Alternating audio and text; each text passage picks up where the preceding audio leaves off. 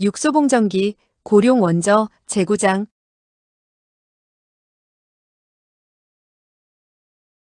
9. 비영거래. 마차가 크지는 않았지만 네 사람이 앉기에는 적당했다. 마차를 끄는 말은 훈련이 잘 되어 있어서 마차가 황토길을 가고 있는데도 아주 평안하게 가고 있었다. 마수진과 석수설이 나란히 앉아있고 손수청과 엽수주가 맞은편에 앉아 있었다. 마차는 오랫동안 달리고 있었다. 석수설은 갑자기 모두가 자기를 바라보고 있다는 것을 알아차렸다. 그녀는 모르는 체 하려고 했지만 입을 열고 싶은 것을 참을 수가 없어 물었다. 다들 왜 계속 나를 쳐다보는 거예요? 내 얼굴에 꽃이라도 피었어요? 손수청이 웃으며 말했다. 내 얼굴에 핀 꽃은 조금 전 어떤 사람이 꺾어갔잖아. 그녀의 눈동자가 아주 커졌고 입술을 삐죽 내밀었다. 이 소녀가 말하는 것이 용서할 수 없는 말이라는 것을 알고 있었다. 그녀는 석수설이 입을 열기도 전에 이어서 말했다. 이상한 일은 이 계집아이는 야채나 어떤 꽃도 좋아하지 않는데 지금은 왜 입만 열면 꽃 그러는 걸까? 석수설은 얼굴도 붉어지지 않고 여유 있게 대답했다. 하나도 이상한 일이 아니야. 그의 성이 화이기 때문에 내가 입만 열면 꽃 그러는 거야. 손수청이 낄낄거리며 웃으며 말했다. 그라고? 그가 누구야? 석수설이 말했다. 그의 성은 화이고 화만루라고 불리우지. 손수청이 물었다. 너는 어떻게 그 사람의 이름까지 알고 있는 거야? 석수설이 대답했다. 그가 방금 나에게 알려주었기 때문이지. 손수청이 물었다. 나는 왜 듣지 못했을까? 석수설이 대답했다. 우리들끼리 얘기했는데 어떻게 내가 들을 수 있어? 게다가 너는 마음속으로 육소봉을 생각하고 있었으면서. 손수청이 말했다. 내가 말한 거야. 그 사람이 목욕통에 앉아 있을 때 내 눈동자는 계속 그의 몸에 머물고 있는 것을 나는 일찍부터 알아차렸어. 부인할 수 없는 일이야. 손수청이 화를 내며 웃기도 하며 말했다. 저 계집아이가 미친 거 아니에요? 말하는 것이 모두 엉터리야. 마수진이 조용히 말했다. 저 계집아이가 조금 미치기는 했지만 내 눈동자가 계속 육소봉의 몸을 쳐다보고 있었다는 것은 사실이잖아. 석수설이 박수를 치고 웃으며 말했다. 큰언니가 맞는 말을 했네. 손수청은 눈을 굴리며 갑자기 한숨을 쉬고는 말했다. 그녀가 말하는 것이 맞는 말이기는 하지만 신맛인 것 같은데. 마수진도 눈을 동그랗게 뜨고는 말했다. 신맛이라고? 무슨 신맛? 손수청이 말했다. 질투 같은 신맛이지요. 마수진도 소리를 치며 말했다. 너는 지금 내가 질투를 한다고 말하는 거야? 손수청이 대답했다. 내가 말하지 않더라도 스스로 말했잖아요. 그녀는 웃으며 말했다. 사람들은 육소봉이 풍류도 있고 대범하다고 말하는데 내가 오늘 그가 목욕통에 앉아 있는 것을 보니 꼭 바보 얼간이 같던 걸 서문치설이 훨씬 낫던데. 석수설이 놀라서 물었다. 너 지금 뭐라고 했어? 손수청이 말했다. 내가 말한 것은 만약에 내가 한 남자를 고른다면 서문치설을 고른다고. 그 사람이야말로 정말로 사나이의 기계가 있는 사람이지. 육소봉보다 10배는 낫다고. 석수설이 한숨을 쉬고는 말했다. 내가 보기에 넌 정말로 미친 것 같구나. 세상 모든 남자가 다 죽는다 해도. 나는 절대로 자기를 굉장한 살아있는 강시로 생각하는 그런 사람은 쳐다보지도 않을 거야. 손수청이 말했다. 내 마음에 안 들어도 내 마음에 들어. 집신도 다 짝이 있는 거잖아. 마수진도 웃음을 참지 못하고는 말했다. 너희들 하는 걸 보니 벌써 집신을 서로 나누어 가진 것 같은데. 손수청이 낄낄거리며 말했다. 우리들이 언니에게 가장 큰 집신인 육소봉을 나누어 드리지요. 석수설이 눈을 깜빡이며 말했다. 그럼 엽셋째만 혼자 남는 거야? 엽수주의 얼굴이 붉어지며 말했다. 모두들 한번 보고는 상사병에라도 걸린 것 같은데 모두들 한평생 남자를 본 적이 없는 거야? 손수청이 말했다. 우리들은 지금까지 그런 남자들을 본 적이 없지. 그녀는 눈을 흘기며 엽수주를 보고는 말했다. 양심적으로 말해서 오늘 우리들이 본 세 남자는 모두가 괜찮았어. 너는 입으로는 비록 말하지 않았지만 사실은 세 사람 모두를 좋아할지도 모르지. 엽수주의 얼굴이 빨개지며 말했다. 너는 정말로 미쳤구나. 마수진이 말했다. 손 둘째, 얌전한 사람 괴롭히길 좋아하는 건 나쁜 거야. 손수청이 입을 삐죽이며 말했다. 그녀가 얌전하다고? 그녀는 겉으로는 얌전하지만 사실은 우리 네 사람 중에서 가장 빨리 시집갈 사람이 그녀일걸? 엽수주가 말했다. 너는 무슨 근거로 그렇게 말하는 거야? 석수설이 가로채서는 말했다. 그녀는 스스로 시집가지 못할 거라는 것을 알기 때문에. 내 조각의 눈썹을 가진 남자는 말할 것도 없이 네 개의 쓸개를 가진 사람이라도 절대로 그녀를 데려가지 않을 거야. 마수진이 말했다. 모두가 맞는 말이야. 누가 저렇게 말 많은 여자를 데려가서 시끄러워 죽지 않으면 이상한 일이지. 석수설이 웃으며 말했다. 아마 귀머거리라면 가능할걸. 손수청은 뛰어가며 큰 소리로 말했다. 좋아, 셋이서 같이 나를 괴롭히는군. 그 세 남자를 모두 주면 되는 거야? 석수설이 말했다. 내가 우리에게 준다고? 그 세 남자가 내 것이란 말이야? 마수진이 말했다. 저계지바이는 수줍어하는 것만 모르고 뭐든지 아는군. 손수청이 그녀들을 흘겨보고는 크게 외쳤다. 배고파 죽겠어. 마수진이 놀라 정말로 미친 사람을 보는 것처럼 그녀를 보았다. 손수청 자신도 웃음을 참지 못하고 말했다. 나는 화를 내면 배가 고파져. 지금 화를 냈으니 밤참을 먹을 만한 곳을 찾아야겠어. 4명의 소녀들이 모여서 남자 얘기를 하는 것은 당연한 일이었다. 4명의 남자가 모여서 여자 얘기를 하는 것이 아주 자연스러운 일인 것처럼 말이다. 그러나 화만루와 육소봉은 지금 여자 얘기를 하는 것이 아니다. 지금 그들이 얘기하는 것은 서문치설에 관해서였다. 육소봉이 말했다. 나는 그가 지금까지 아직 독고일학을 찾지 못했기를 바랄 뿐이네. 화만루가 물었다. 자네는 그가 절대로 독고일학의 상대가 되지 못한다고 여기는 건가? 육소봉이 대답했다. 그의 권법은 날카롭고 인정이 없어. 그와 같은 사람은 다른 사람에게 틈을 주지 않아. 화만루가 천천히 고개를 끄덕이며 말했다.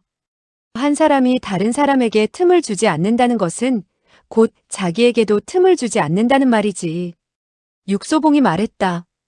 그의 칼이 칼집에서 한번 나오면 상처를 당할 바에는 스스로 죽을 것이야. 화만루가 말했다. 그는 지금까지 죽지 않았지. 육소봉이 말했다. 그것은 그가 지금까지 독고일학 같은 상대를 만나지 못했기 때문이지. 그는 천천히 말을 이었다.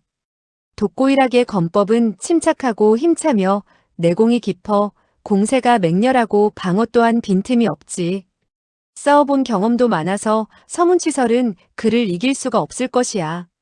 그가 30초의 공격을 당해낼 수 없으면 독고의 칼에 죽고 말 거야. 화만루가 물었다. 자네는 그가 30초의 공격을 당해내지 못할 거라 생각하는 건가? 육소봉이 대답했다. 누구도 독고의 30초의 공격을 당해내지 못하고 죽을 운명이야. 서문치설도 마찬가지로 당해내지 못할 거야. 화만루가 한참 동안 말이 없더니 입을 열었다. 자네가 그를 상대하는 게 좋은데. 육소봉이 쓴웃음을 지으며 말했다.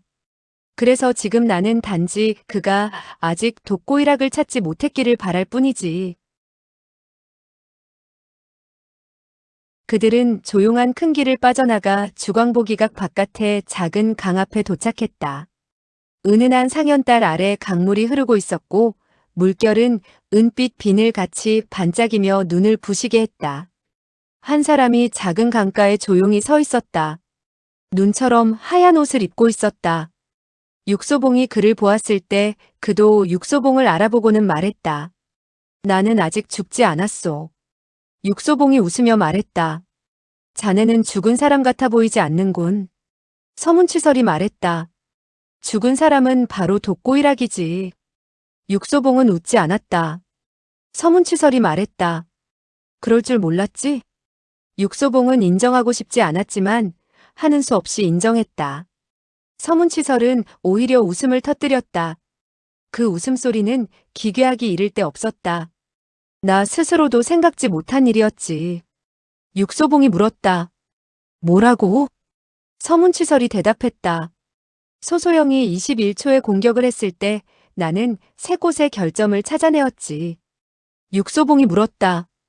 그래서 자네는 적어도 독고이락을 죽일 세 차례의 기회를 가졌다고 생각했겠군.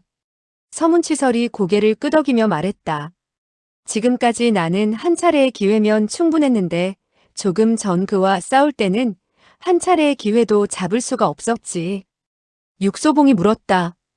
왜 그랬나? 서문치설이 대답했다. 그의 검법에 결점이 있기는 했지만 내가 칼을 휘두른 후 그는 갑자기 결점을 보충하는 것이었다네. 나는 지금까지 자기 검법에 부족한 부분을 아는 사람을 본 적이 없었는데 그는 알고 있었지.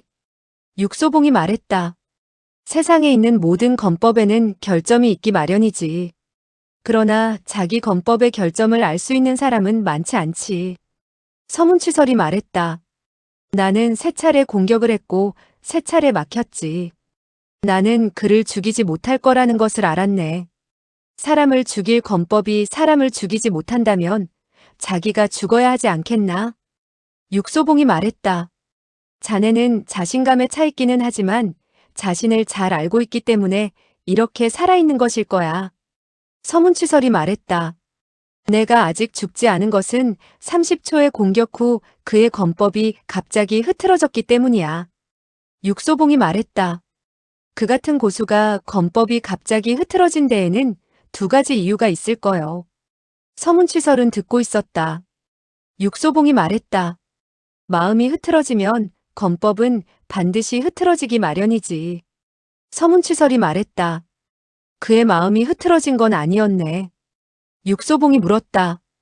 그의 내공이 형편없는 것이었나? 힘이 달리면 검법도 흐트러지는 법이었다. 육소봉이 또 물었다. 그의 대단한 실력이 어떻게 30초의 공격 후에 계속할 수 없게 되었을까? 서문치설이 말했다. 내가 말했지만 나도 알 수가 없었다네. 육소봉이 심각하게 물었다. 그가 자네와 싸우기 전에 내공을 다른 사람에게 많이 소모한 것은 아닐까? 혹 어떤 사람이 먼저 그와 싸웠다든지. 서문치설이 차갑게 말했다. 자네는 공격을 할 때 다른 사람에게 말할 기회를 언제 주나? 서문치설의 얼굴에는 여전히 표정이 없었지만 어두운 눈빛을 띠고 한참을 있다가 조용히 말했다. 그가 죽기 전에 이상한 말을 한마디 했는데 그가 뭐라고 말했는가? 그가 말하길 그는 칼을 뽑았을 때 칼끝에는 아직 피가 맺혀 있었다. 독고이락은 다른 사람의 칼끝에 자기의 피가 맺혀 한 방울 한 방울씩 떨어지는 것을 보고 있었다. 얼굴에는 고통이나 두려움의 기색은 없었고 도리어 크게 소리쳤다. 나는 잘 알았어. 나는 잘 알았어. 서문치설이 말했다. 그는 잘 알았다고 말했어. 육소봉은 얼굴을 찌푸리며 물었다. 그는 무엇을 잘 알았다는 것이지? 서문치설의 눈에 서린 어두움이 깊어졌고 길게 한숨을 쉬며 말했다. 아마 그는 인생이 아침 이슬같이 촉박하다는 것을 알고 있었겠지. 그가 이름과 지위를 바꾸면서까지 얻은 것이 공허한 것이라는 것을 알았겠지. 육소봉이 생각을 하다 차분히 말했다. 인생이 짧기 때문에 헛되이 보내지 않으려는 것이지. 그는 도대체 정말 무엇을 알았다는 것일까? 잘 모른다는 것인가? 그가 말하려는 진실은 무엇이었을까? 서문치설의 눈은 먼 곳을 바라보고 있었다. 한참 시간이 지나고 갑자기 그는 뜻밖의 말을 하는 것이었다. 배가 고프군. 육소봉은 놀라 그를 바라보며 물었다. 배가 고프다고? 서문치설이 쌀쌀하게 대답했다. 나는 사람을 죽이고 나면 항상 배가 고프지. 이 집은 무성한 뽕나무 숲 바깥에 있는 작은 주막으로 이미 문이 열려 있었다. 뽕나무 숲에는 몇 집이 있었고 뽕나무 숲 밖에도 몇 집이 있었는데 대부분 누에를 치는 사람들이었다. 이 집은 큰 길과 가까이 있고 사방에 창이 나 있는 작은 오두막으로 지나가는 사람들에게 간단한 술과 안주를 팔고 있었다. 아미사수가 여기 도착했을 때 주인은 벌써 잠들어 있었다. 그러나 어느 누가 이렇게 아름다운 4명의 소녀를 거절할 수 있겠는가? 주막에는 3개의 탁자만이 있었고 아주 잘 정돈되어 있었다. 안주도 깔끔했고 부드러운 술이 소녀들의 입맛에 잘 맞아서 그녀들은 아주 즐겁게 먹고 있었다. 소녀들이 즐거워하고 있을 때 말하는 것은 다른 것이 많다. 그녀들이 시끌벅적하게 말하며 웃는 것이 마치 아주 즐거워하는 한 무리의 닭 같아 보였다. 손수청이 갑자기 말했다. 내가 말하는 그 성이 화인 사람, 약간은 강남 사투리를 쓰던데 그 화씨 집안의 사람 아니야? 석수설이 물었다. 그 화씨라니? 손수청이 대답했다. 강남의 화씨, 듣기엔 하루 종일 말을 타고 달려도 여전히 그들 집안의 토지 아니라고 하던데. 마수진이 말했다. 나도 그 사람들을 알고 있지만 화만루가 그 집안 사람 같지는 않던데. 손수청이 물었다. 왜 그래요? 마수진이 대답했다. 듣기에 그 집안 생활이 아주 호화로워서 먹고 마시고 입는 것에 대단히 신경을 많이 쓴다고 하던걸. 그들 집의 마부조차도 바깥에 나갈 때에는 부잣집 도련님 같다는데 그 화만루는 아주 검소해 보이잖아.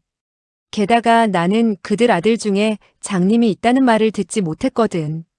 석수설이 즉시 차갑게 웃으며 말했다. 장님이 뭐가 어때요? 그는 장님이기는 하지만 그가 볼 수 있는 것은 우리같이 눈이 있는 사람들보다 훨씬 많아요. 마수진도 자기 말이 타당하지 않다는 것을 알고 있어 웃으며 입을 열었다. 그의 무공은 얼마나 대단한지 우리가 생각지도 못한 사이에 손을 내밀어 내 칼을 잡을 수 있을 정도였지. 손수청이 웃으며 말했다.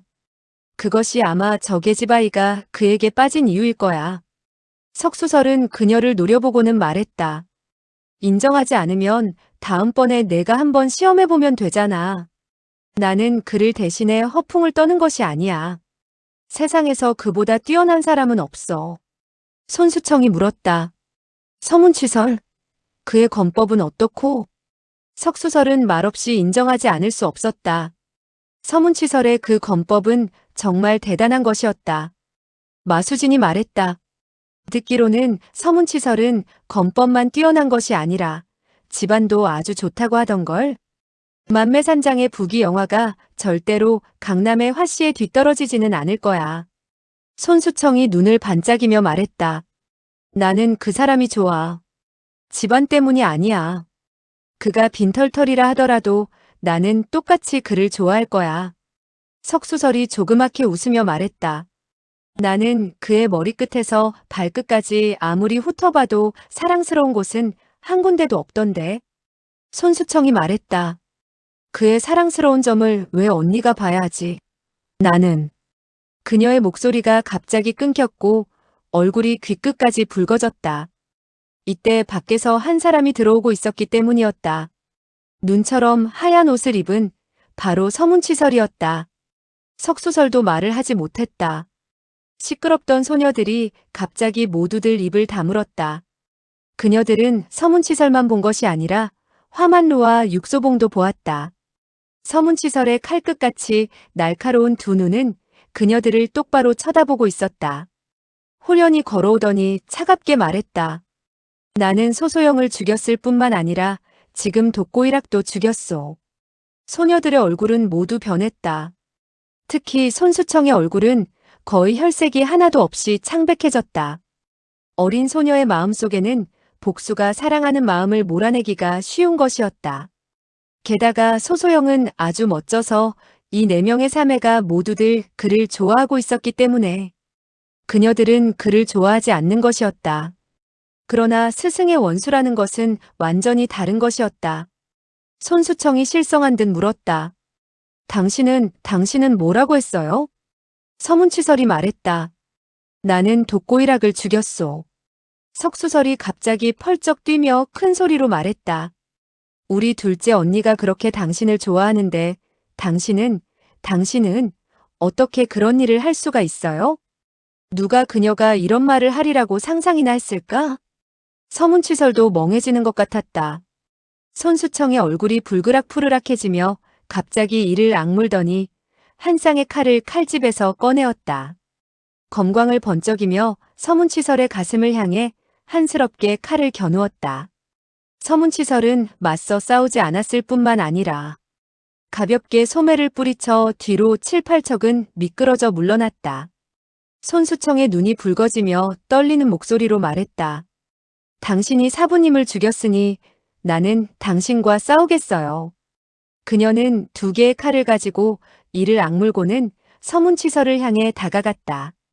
검의 초식은 가볍고 민첩하며 변화가 많았다. 칼빛이 번쩍하더니 꽃잎이 비에 떨어지는 것처럼 잠깐 사이에 7초의 공격을 하였다.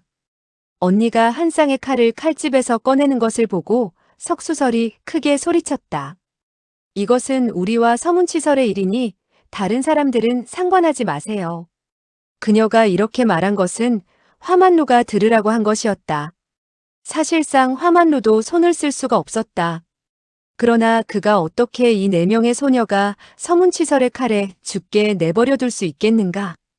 이때 탕 하는 소리가 들리면서 서문치설이 소매로 손수청의 팔꿈치를 밀어 올려 그녀의 왼손에 있던 칼로 그녀의 오른손에 있던 칼에 부딪히게 했다.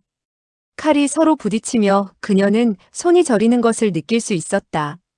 2개의 칼은 어느 순간엔가 서문치설의 손에 가 있는 것이었다. 서문치설이 차갑게 말했다. 물러나라. 내가 칼을 꺼내지 않게. 그의 목소리는 차갑기는 했지만 눈빛은 차갑지 않았다. 그래서 손수청이 아직 살아있는 것이었다. 그도 사람이고 남자인데 어떻게 자기를 좋아하는 아름다운 소녀에게 칼을 들이밀 수 있겠는가? 손수청의 얼굴이 더 하얗게 되면서 눈에는 눈물이 반짝이고 이를 악물고는 말했다. 우리들은 오늘 당신과 싸우려고 온 것이라고 말했어요. 당신을 죽이지 못하면 곧 당신 앞에서 죽어야 합니다. 서문치설은 냉소를 지으며 말했다. 죽는 것은 아무 소용이 없어. 너희들이 복수를 하려거든 빨리 청이루 108명을 모두 불러오는 것이 좋을 거야. 손수청은 많이 놀란 듯이 물었다. 당신은 지금 무슨 말을 하는 거예요? 서문치설이 말했다. 독고일학이 청이루의 두목이니 청이루.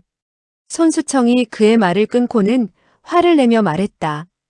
당신은 지금 사부님의 청이루라고 말하는 건가요? 당신 미쳤어요? 그분이 이번에 관중에 온 것은 한 가지 소식을 듣고 온 것이에요. 청이제일루가 있는 곳을 알고. 갑자기 뒤쪽 창가에서 쨍하는 소리가 나더니 가느다란 검은 빛이 창을 깨고 들어와서는 손수청의 등을 때렸다. 손수청의 얼굴이 일그러지며 서문치설을 향해 넘어졌다. 석수설은 창 가까이 있었고 소리를 치며 몸을 돌려 엎드렸지만 이때 창가에서 또 검은 빛이 들어왔다. 얼마나 빠르게 오던지 그녀는 피할 방법이 없었다. 그녀는 큰 소리를 지르며 손에 들고 있던 칼을 떨어뜨리고는 넘어졌다. 이때 손수청은 서문치설에게 넘어져 있었고 서문치설은 한 손을 내밀어 그녀의 허리를 안고 다른 한 손으로 칼을 빼내었다. 칼빛이 번쩍이며 그와 칼이 하나가 되는 듯 하더니 갑자기 창 밖으로 나갔다. 육소봉은 벌써 다른 창문을 통해 밖으로 나갔다. 마수진과 엽수주도 다급한 소리를 듣고는 따라서 나갔다. 밤은 더욱 깊어 창 뒤의 채소밭에 저녁바람이 불고 있었다. 그곳에는 아무도 없었다. 이 무성한 뽕나무 숲을 지나는데 개 짖는 소리가 들려왔다. 서문치설의 칼빛은 숲으로 들어갔다. 마수진과 엽수주도 망설이지 않고 그를 따라 들어갔다. 뽕나무 숲 안에 있는 몇 집은 모두 잠들어 있어 불빛이 하나도 보이지 않았다. 서문치설의 칼빛조차도 보이지 않았다. 한 마리의 누런 개가 숲 뒤쪽으로 작은 길을 향해 미친 듯이 짖으며 달려가는 것이었다. 마수진이 말했다. 쫓아가자. 무슨 일이든 우리는 둘째를 쫓아가야지. 이 말이 다 끝나기도 전에 두 사람은 쫓아가고 있었다. 육소봉은 쫓아가지 않고 나무 아래에 멈추어서는 허리를 굽혀 물건 하나를 살펴보았다. 주막의 주인은 겁에 질려 구석에 숨어 있었다. 화만루는 가볍게 석수설을 안고 있었다. 석수설의 심장은 아직 뛰고 있었는데 아주 약하게 뛰고 있었다. 그녀의 아름다운 얼굴에는 죽음의 빛이 서려 있었다. 그녀는 천천히 눈을 뜨고는 화만루를 바라보며 조용히 말했다. 당신은 아직 가지 않았군요. 화만루가 부드러운 목소리로 말했다. 나는 가지 않아요. 당신과 같이 있을 거요. 석수설의 눈에는 이상한 표정이 나타났다. 기쁜 것 같기도 하고 슬픈 것 같기도 했다. 억지로 미소를 지으며 말했다. 당신이 아직 나를 알아볼 줄 몰랐어요. 화만루가 말했다. 나는 언제까지나 당신을 알 수 있어요.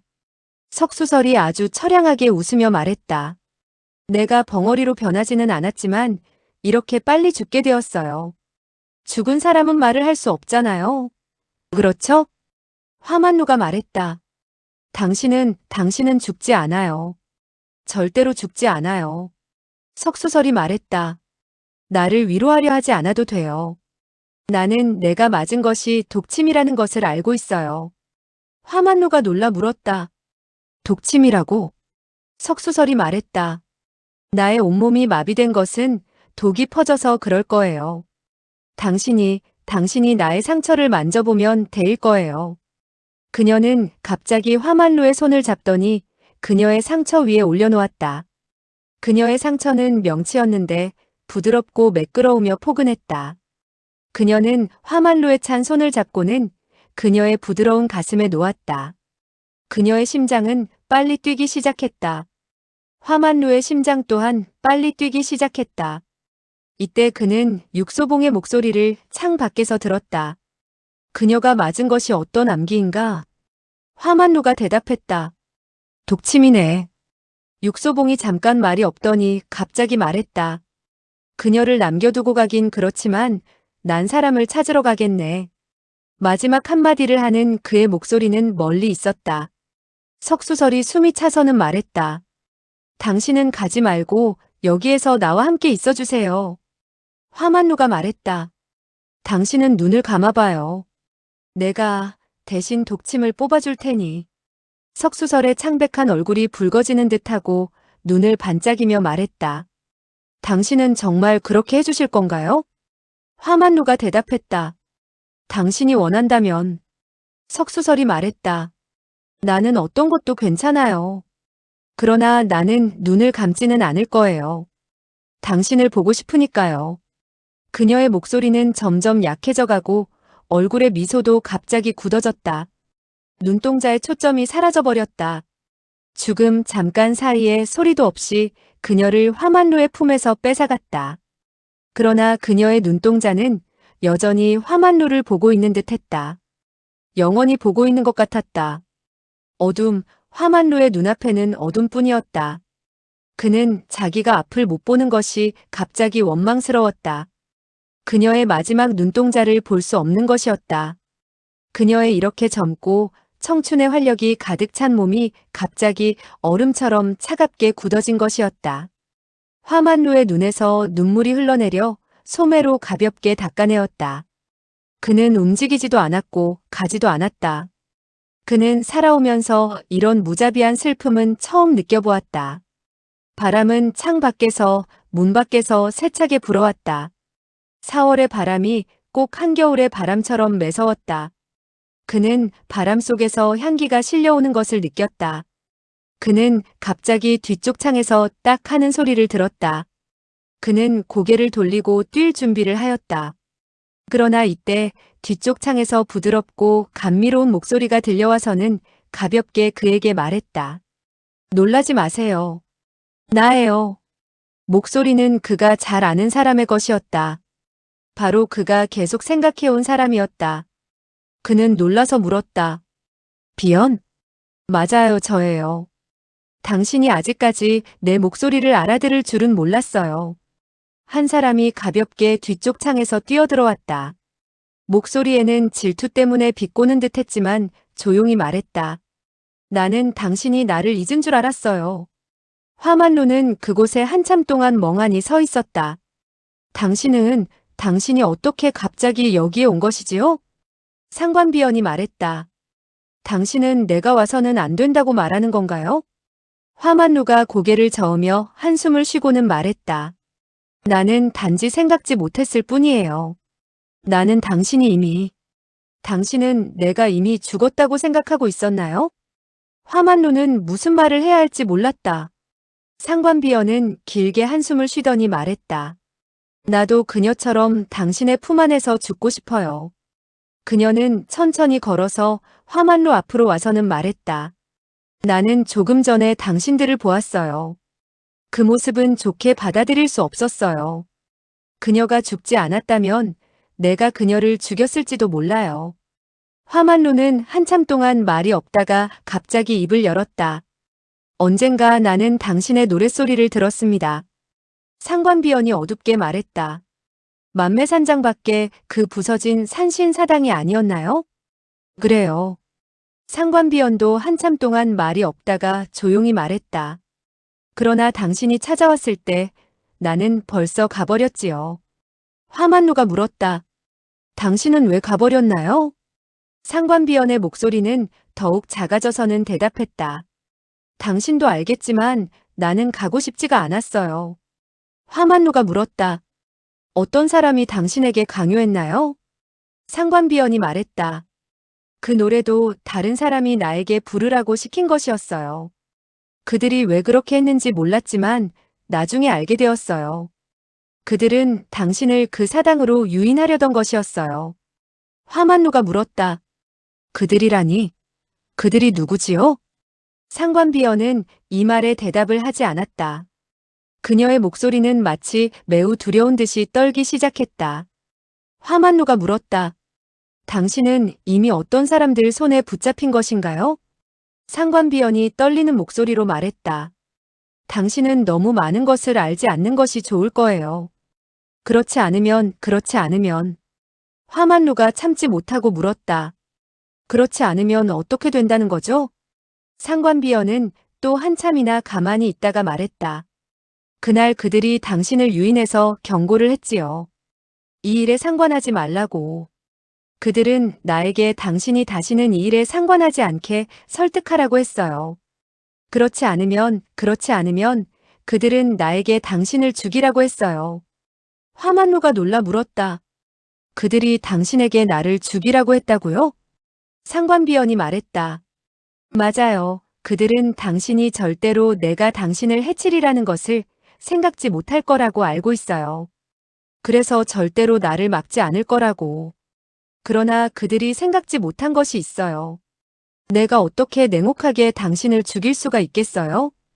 그녀는 갑자기 다가와서는 화만루를 꼭 껴안으며 떨리는 목소리로 말했다. 지금 당신은 그들이 누구인지 알았을 거예요. 그러나 당신은 그들의 힘이 얼마나 대단한지는 아직 모를 거예요. 지금 염철산과 독고일학이 모두 죽었는데 이 일을 맡을 사람은 곽휴밖에 없는 것이다. 화만루가 어두운 목소리로 말했다. 그들의 힘이 얼마나 대단한지는 상관이 없어요. 당신은 두려워하지 말아요. 상관비원이 말했다. 그러나 나는 두려워요. 나 자신 때문이 아니라 당신 때문이에요. 나만 아니었으면 당신들은 이 일에 연루되지 않았을 텐데. 당신에게 무슨 일이 생기면 내가 어떻게 살아갈 수가 있겠어요. 그녀는 그를 꼭 안았는데 온몸이 떨고 있었다. 그녀의 숨소리는 향기롭고 감미로웠다. 화만루는 양팔을 벌려 그녀를 안을 수밖에 없었다. 그러나 석수설의 시체가 아직 그의 옆에 있었다. 이렇게 사랑스런 소녀가 방금 전에 그의 두 손에 안겨서 죽었는데 지금 그는 어떻게 같은 손으로 다른 사람을 안을 수가 있겠는가? 그의 마음에는 슬픔과 모순이 가득 차 있었다. 그는 자기의 감정을 억제하려 했지만 오히려 어찌할 방법이 없었다. 그가 다시 그녀를 안으려 했을 때 그녀가 갑자기 그를 밀어내고는 말했다. 내 생각을 당신이 이미 알았으리라 생각해요. 화만루가 말했다. 잘 모르겠어요. 상관비원이 말했다. 당신이 알든 모르든 나는 가야만 해요. 화만루가 놀라서 물었다. 당신은 가야 한다고요? 왜 가야 하죠? 상관비원이 말했다. 나도 가고 싶지 않지만 가지 않을 수 없어요. 그녀의 목소리는 고통과 공포가 가득 차 있었다. 이어서 말을 했다. 당신이 나에게 조금이라도 좋은 감정이 있다면 나에게 왜냐고 묻지 마세요. 나를 잡지도 말고요. 그렇지 않으면 당신은 당신을 해칠 뿐만 아니라 나도 해치는 거예요. 화만루가 말했다. 그러나 나는 상관비원이 말했다. 나를 가게 해주세요. 당신이 잘 살고 있는 것을 알았으니 나는 마음이 놓여요. 그렇지 않으면 당신은 내게 미안할 거예요. 그녀의 목소리는 점점 멀리서 들리면서 사라져버렸다. 화만루는 갑자기 자기가 끝없는 어둠과 적막 속으로 빠져버린 것처럼 느껴졌다. 그는 그녀가 곤란해서 어쩔 수 없이 가야만 했다는 것을 알고 있었다. 그러나 그는 바보처럼 그곳에 서 있었다. 그녀의 어려움을 해결하는데 도와줄 수 없고 그녀의 고통을 위로해줄 수 없는 것이 그가 조금 전에 석수설의 죽음을 보았던 것처럼 슬펐다. 나는 도대체 무엇을 하는 사람인가? 도대체 무엇을 할 것인가?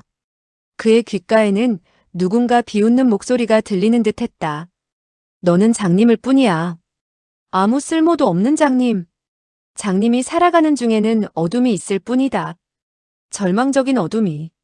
그는 두 손을 꽉 쥐고는 4월의 바람 속에 서 있었다.